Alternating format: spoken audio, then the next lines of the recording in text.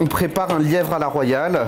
Donc c'est un lièvre qui est désossé et qu'on reconstitue en ballotine avec à l'intérieur de la mêlée de porc qui est mélangée avec les abats du lièvre et un cœur de foie gras. Et ensuite on va faire un jus donc avec du fond brun, la carcasse du lièvre, du vin rouge qu'on va lier comme un civet avec le sang du lièvre. Donc là en fait on commence, on va les dépecer. Ensuite on va les vider parce qu'on va jeter les viscères, on va récupérer le sang et les abats qu'on va mélanger avec la mêlée de porc qui est de la mêlée assez classique avec laquelle on pourrait faire de la terrine ou du pâté en croûte par exemple.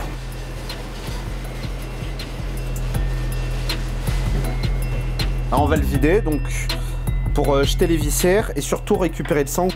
Tac. Voilà, là on commence à le désosser. Et en fait faut pas faire le bourrin qu'on désosse parce que le but du jeu c'est de pas percer la peau étant donné qu'on va faire un tapis de lièvre, ok, avec où on va mettre la farce et le foie gras.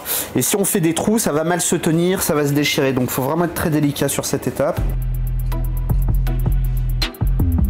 Donc on a désossé les lièvres. Là il y a nos petits tapis de lièvre que j'ai pliés en 4 pour que ça prenne un petit peu moins de place. Et là il y a des os. On a mis de l'ail, de l'oignon, des carottes, tout ça pour faire mariner. Là dans la marinade, on va mettre deux choses. On va mettre du vin rouge et du fond brun qu'on a préparé préalablement parce que ce qu'on fait, étant donné qu'on ne peut pas lancer des jus de viande tous les jours, on les fait, on les met sous vide et on les bloque. C'est-à-dire qu'on les passe au congélo.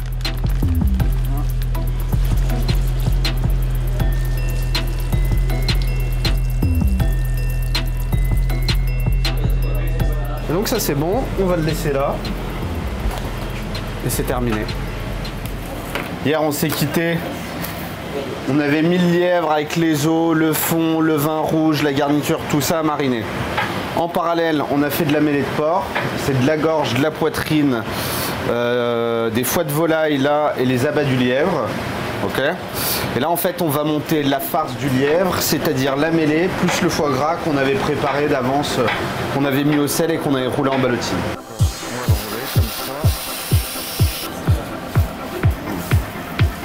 Bien serrer la baloche.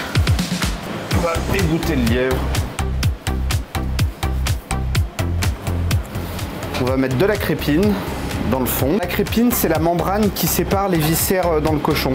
On va se faire notre petit tapis de lièvre qu'on a désossé hier.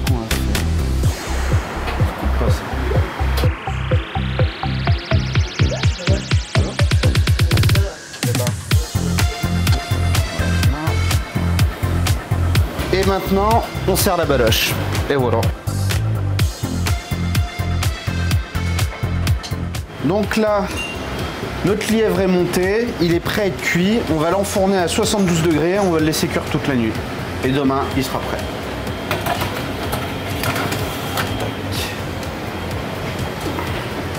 Du coup là on va se portionner le lièvre, donc on a notre belle ballotine là avec les filets, la chair à saucisse et le foie gras dedans, et en fait on va le tailler et nous on se le conserve dans des petits sacs sous vide en portions individuelles, comme ça quand on en vend un, on le met dans la chauffante, il réchauffe tout doucement à 70 degrés, comme ça on le brûle pas, on n'altère pas le produit, et après on le sert avec la sauce. Là on voit il y a bien le foie gras à cœur, il y a la chair autour et il y a le lièvre.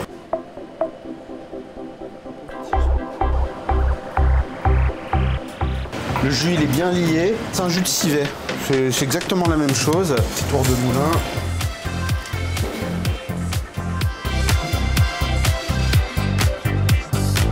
Alors voici le lièvre, la sauce, la petite ciboulette.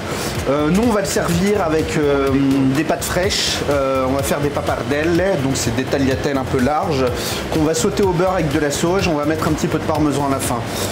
Moi je trouve que c'est un plat qui suffit, du coup l'idée c'est d'avoir une garniture d'accompagnement qui va accompagner le plat vraiment et qui va laisser place au goût du lièvre et pas à la garniture.